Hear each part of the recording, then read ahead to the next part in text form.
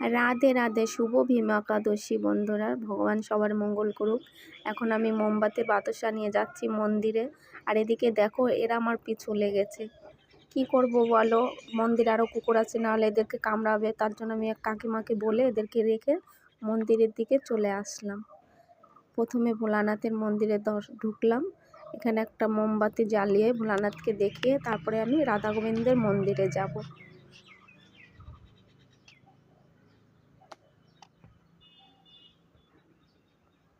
ভগবানকে শুধু একটা কথাই বলবো, হে ভগবান, তুমি ভালো থাকো, তোমার সব ভক্তদেরকে তুমি ভালো রাখো।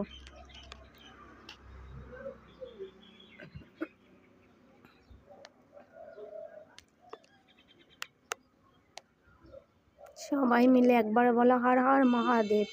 আর এদিকে দেখো, বটগাছটায় নতুন শাড়ি পরিয়ে রেখেছে।